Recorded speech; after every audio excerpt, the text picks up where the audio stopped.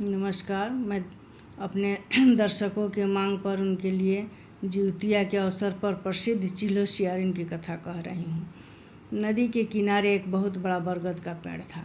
उस पेड़ के ऊपर एक चील पक्षी रहती थी और नीचे उसके धोधड़ में सियारिन रहती थी। चील के सभी अंडे बच्चे सही सलामत थे और सियारिन के बच्चे होकर मर जाते थे। एक बार सियारिन की निगाह पड़ी कि आज नदी के किनारे बहुत सी स्त्रियां स्नान कर रही हैं, तो वो अपने सखी चील से पूछी ये क्या हो रहा है।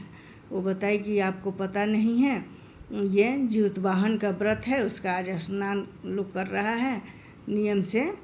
आज लोग नहाएगा धोएगा, कल उपवास करेगा। आप भी कीजिए। जिउतवाहन बहुत ही दयालु हैं, आपके बच्चे मर जाते हैं, वह अब नहीं मरेंगे। इस व्रत को आप भी धारण कीजिए। वो भी गई सियारिन, जल में नहाई, आई। चील उस पर निगाह रखी हुई थी कि भाई आप कुछ खाइएगा नहीं, उल्टा सीधा कुछ नहीं खाइएगा। रात जब हुआ तो शाम के चील अपने घोंसले में थी, तब तक नदी में एक लाश दहता दिखाई दिया। सियारिन ने उसको खींच के ले आके अपने धोधड़ में रख ली। फास्टिंग के दिन उसके धोधड़ से आवाज़ आने लगी खटपट की। तो चील पूछी, जे सखी आपके घोंसले से कैसी आवाज़ आ रही है? तो सियारिन बोली कि नहीं जानती हैं, भूख है, हमसे बर्दाश्त नहीं होता है, सो भूखे मेरा हाड़ गोड़ पटपटा रहा है। वह मांसाहार की और चील को कही कि हम उपवास व्रत किए हैं। समय बीतता गया, दोनों का इस देह से त्याग हुआ और वे दोनों एक राजा के यहाँ बड़ी छोटी बहन के रूप में हुई। चील जो थी वो बड़ी बहन थी और सियारिन छोटी बहन थी।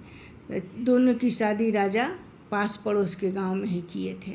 चील का फिर इस जन्म में बच्चा था और सियारिन का बच्चा मर जाता था। तो सियारिन को ईर्ष्या हुई कि मेरी बहन के यहाँ बच्चे हैं। वह सांप बिच्छू को पैक करा के उसके यहाँ उपहार भेज दी। जो लेके गया वह बोला कि आपकी बहन ने उपहार भेजा है। तो बच्चे अभी माँ का इंतज़ार नहीं किए, खुद खोलने लगे। खोले तो उसमें तरह तरह के मिठाई पकवान थे। सभी बच्चे खुशी से खाने लगे। यह जो ले गया था भरिया भार, वो आके सियारिन को बोला। यह सुन के सियारिन को बहुत आश्चर्य हुआ कि भाई मेरी बहन कोई जादू मंत्र जानती है। तो फिर वह खबर भेजी कि अपने बच्चे को भेज दो, कुछ दिन मेरे यहाँ खेल लेंगे। यह निश्चल भाव की थी।